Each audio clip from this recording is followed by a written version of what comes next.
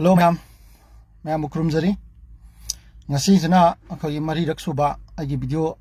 thagat chari sing ngasi ge mari raksuba ni. Ngasi gi thagat chari ba video sina akhoi Moreh da Kuki sing Burma rom di changapa Kuki refugee sing se kanana changali kanana mating pangi kamaina Adhaar semi kamaina voter card semi haibana singba adugi matang da ni na hapet mayam da thamjaga doisi. Moreh da Burma rom di changjalapa Kuki sing si ahambada ISTC Hill Tribal Council na namalay makoina verify tawrabani haiba CM moy dagi pirani haiba Kuki Burma rom di changpa Kuki singje moina verify tawre akoi haiba Kuki misagasi akoi gi ipuni tadani adagi aduni adani haije moina ama semjalani makoi gi khungi mamingda aduga semjalaga verify tawrimena ISTC dagi haiba Hill Tribal Council dagi CM irani adugi CEdo puraga ADC office ta salani ADC office dagi makhoigi Kuki macha thabak tawba mayam leibani Moreh gida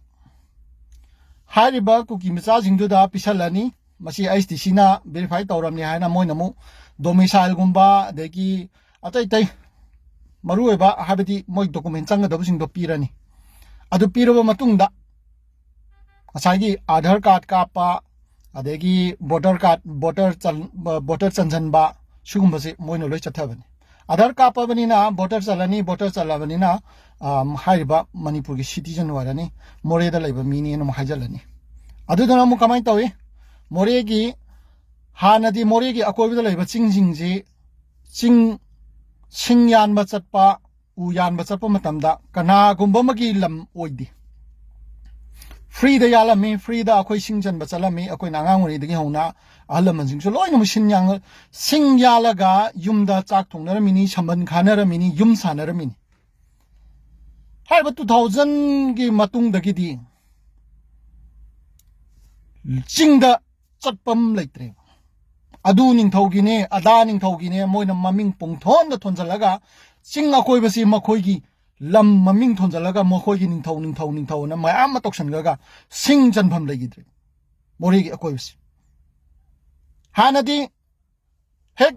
Moreh gi haiba akoi gi lairok turen khujarok turen gi na get gi singji lalaga koina singjan ba japada kana gum mapum ta leiti hana forest ki lam nga to oiram forest ki lam ni maduda akoina yumda season na ba singa kang ba kai ka singyan ba chapase aduda kana gumam ta na thingningai le thingnabju laite mapusu laite kana gum laite forest ki lam ni hojikti forest ki lam laitre forest ki di saman khaja laga forest ki ne haba akhoi gi law sangamu tung chawba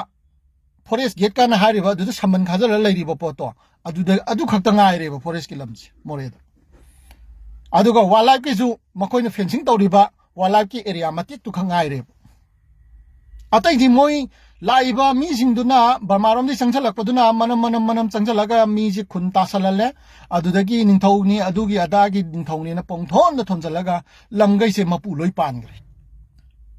masi matam du da sarkar mieng changdaba degi asoibani sarkar gi am asoibe am lei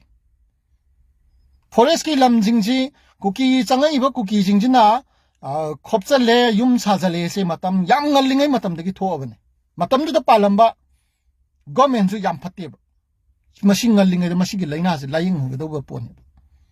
machine madu da lying hodoba dagi machine laina se ngasi siyongna lusal la ine sina government gi asoibe am lai mamangi handaki government da koina tainari se tainabam thokte mamangi government na soiram bagi ngasi akoina da satari ne hojiki government jidi akoi gi government gi oba forest ki lam wildlife ki lam amadi chingman da u kokthoga popi thariba koliba akoi gi tungda hogol ka doba naha me amsi loina mamang ba tari heduna government na paikhala pa khongthang aphabani u wa kokthoabani na ai ngasa gi khal kaithare adugi mathakta ising turenda lakpa ising ju lakidre hana Moreh gi naget chiliba kogi khujarok turen amadi lairok turen si akogi nongju thada kadi yamna ising jilik laun leba hojikti nongju bada ngaktang ising indar amaga pungkang kang chikrai dino loina chingman je loina kok thokra Kanana koi Kuki Gangbuna Mother Matin Sanga ko nati Pangan Sanga ko nati Nagana Sanga ko nati Kuki is in the coke pane Mashi Mamang the Palam Sarkar to Masikra type Torum Targadi Mashi Posi Lainasi Mashi Nari Lainasi Nara Mudabani Mamangi Langam Patabani Yam Patabalangani Makoina Masamasagi Impangi area Matixika Kalaga Mogi Bot Bank Tobagi Tauraga Lairam Badeki Nasi Sigi Laina Si Young Soksalapan Hosiki Gomenda Mayam Saubirisa Hoi Pin the Bagi Pangang Basi Akusudungangi Shawi Tobudabu Hosiki Gomena Pakaliba Tabak City Yamna Tungi Future Yangakanda Masika Ludabaya and Paikalapo Kondan Maduda Kanaswe Kuki Kanguswe Maram di Moidi Popita Araga Popigi Laiba Income Duna Moidi building Impalgi areas in the Kogi Mateo Shino Pangaloshino Kuki Jinabu Lamzi Lupa Lak Kunchika was a gadu the Mona Lagan KPA had it to Yole. Are the Lagan Kashika the Gadu Mina Carora and Pigate to Yole. Yola when you meet the drug the gitan, but Sienduna, Jom to Obanina, Tampaki Mapam, Lopam the Gika, the Gi Patiki, the Gileramba Mamsi, Loina Cookie in Lady. Cry the shen, drug alone the Gi. Pariba Moreh to Infal, not Dragana in Manipur, the Gina, Guati, Chapa from Mapalam Chapa, Paris Insia, 199% cooking at the name. Adu Tampang Manung the Dicam, Yam, drug seller money. In Calaban, how may I am a drug Mangrena? She may am say Sarkars na Kaygumakrata Hodragati, Tungi, Saron Surens, Lona Mutkiptarina, Paikalapo Kontangnim. Shida, Masagi, Popita, Ragat, Chen Taliba Kamu, the Moide show eb. Shopanina, Masiposi Yaningdava. I think Forest Kilam Gage Shok where Roino Jum Sazalizi Yaroina Madugi, Prijap Tonava, Foreski, Ariazing Sea, Naxen, Tamnava, Chingmanda, Uwa, Ntina Honava, Plan Dobaneva. Okona Sarkana Toriba, Apavatabaxa, Kuki, Patavanina, Kuki, the Apabon Lodi. Mandi, Moi drug la Lolaga Shentan, Basina Moin Marue. Adimatata, Hosina Kukina, Tamapan, Sanchala, Vasibogda, Kukina, Hosipoda. Land lep triba, land darak lep triba, Nomi Katar lep triba, Mokogi Kongsan lepak trisha. Mogi maninda India ki drug mafia kambu, soidun layangani. Mamdi, India ki drug mafia si yamna chauba, gen kupu maneva. Makoina back soidun tarongani, Maramdi, Kukina, drug putok panina, drug sungbanina. Kuki dagi drug lauriba kangbu singduna soidana mogi maninda pasha thadarangani khulai thadarangani maru thadarangani process adegi moida ama tarongani haijini india ki chau raba khogi pangmi me amana kuki gi misang changa achumaram thi dabida kuki gi misang changa ga seran turan me ama shamkala thagalai dun atuba achumba ji lot pe yaroi achumba ji kuina lot pe yaroi aran badi ngak tang gi wani Aran badi aran mani, achumma mai pakani, Karadi matam changani kara wagani, Tobudabu achumba zina, matam punamakta, joini. Aduna Kuki zingna, I know Mamangi Taka Kiva video da, Kuki zingna, Masia, PLG active member ni, Aduma Naharoni, Nang Moreh the Sanga Roidrogan. Nang noina dhapta uraga aina kigadab sulaiti. Ko, noi gidamakta aina shem giva video do. Noi gyan tasunu nakoi wakal tasunu na khalaga maramdi nakoi na wakal taraba gyal taraba afawa wakal aba aduragadi santi lakani khanbani akoi noi punna lemina ba yai en khanbani adu aina noida